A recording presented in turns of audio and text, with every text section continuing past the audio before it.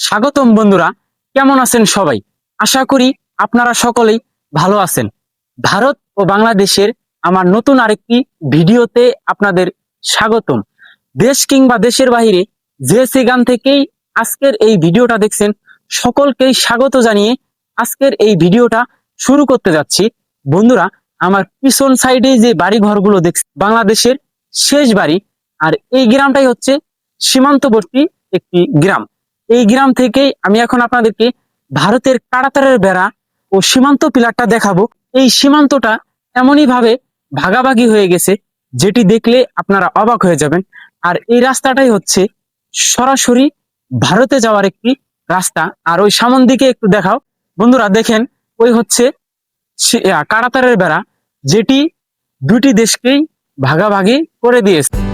এই সীমান্তটা হচ্ছে কুড়িগ্রাম জেলার ভুরুঙ্গামারী উপজেলার একটি সীমান্ত। এই হচ্ছে বাংলাদেশের শেষ একটি গ্রাম।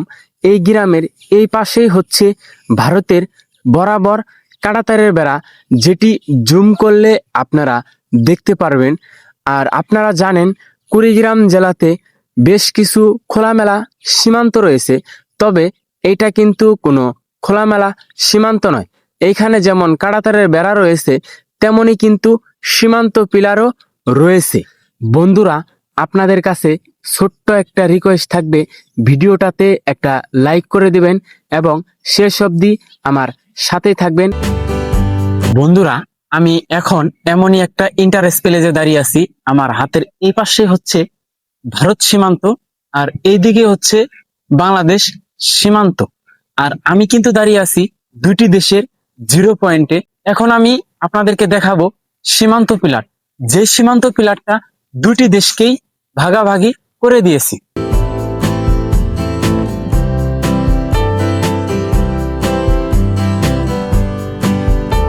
হ্যাঁ বন্ধুরা, এই হচ্ছে সীমান্ত পিলার।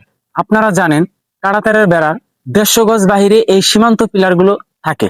সীমান্ত পিলার এই পাশেই হচ্ছে ইন্ডিয়া। ওই যে সামনে দেখা, ওইদিকে ওই যে দেখুন বন্ধুরা, বরাবরই কিন্তু দেখা যাচ্ছে কাঁটাতারের বেড়া ও ভারতের মানুষগুলো ওই যে কাজ করতেছে।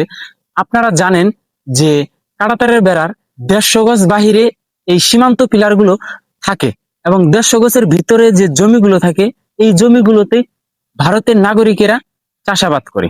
আর এই পাশে একটু দেখাও, এই পাশে হচ্ছে বাংলাদেশের গ্রাম, যে গ্রাম থেকে আমি আপনাদেরকে এই সীমান্ত পিলারটা কিভাবে ভাগাভাগি হয়ে গেছে এবং কাঁটাতারের বেড়া ও সীমান্ত পিলারটা দেখাতে নিয়ে আসছি। যে গ্রামটা আপনারা দেখছেন, এই গ্রামটাই হচ্ছে বাংলাদেশের গ্রাম। এই গ্রামের মানুষগুলো প্রতিনিয়তই এই সীমান্ত পিলারের কাছাকাছি আসে। বন্ধুরা, এই সীমান্তটা এর আগের ভিডিওতে আমি আপনাদেরকে দেখিয়েছিলাম, তখন কিন্তু বিস্তারিত দেখাতে পারেনি, তাই এই সীমান্তটা নিয়ে আরেকটি ভিডিও আপনাদেরকে দিলাম।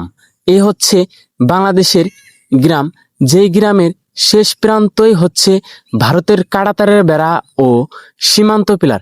আর এ হচ্ছে জিরো পয়েন্ট, এই দিকটাতেই হচ্ছে সীমান্ত পিলার, যেটি 1947 সালেই দেশ দুটাকে ভাগাভাগি করে দিয়েছে। আমি জুম করলে আপনারা দেখতে পারবেন এ হচ্ছে ভারতের কাঁটাতারের বেড়া। আর দেখা যাচ্ছিল বন্ধুরা, ভারতের মানুষ কিন্তু কাজ করছিল ও কাঁটাতারের বেড়াও এই জিরো পয়েন্ট থেকে দেখা যাচ্ছিল। ওই যে দেখুন বন্ধুরা, এ হচ্ছে ভারতের মানুষ, অর্থাৎ কাঁটাতারের বেড়ার 150 গজ বাহিরে জমির ভিতরেই তারা কাজ করতেছে। এখন আমি এমনই একটি ইন্টারেস্ট প্লেসে আছি।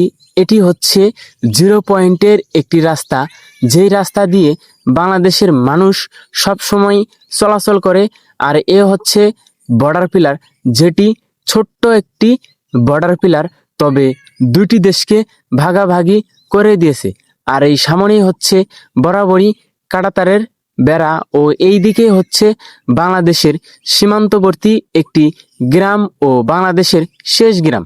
এই রাস্তা দিয়ে এভাবেই সব সময়ই বাংলাদেশের মানুষগুলো ভারত সীমান্তের জিরো পয়েন্ট দিয়ে চলাচল করে যাচ্ছে। যুগের পর যুগ থেকে হচ্ছে না কোনো সমস্যা। আর এইদিকে হচ্ছে বরাবরই ভারতের গ্রাম ও কাঁটাতারের বেড়া।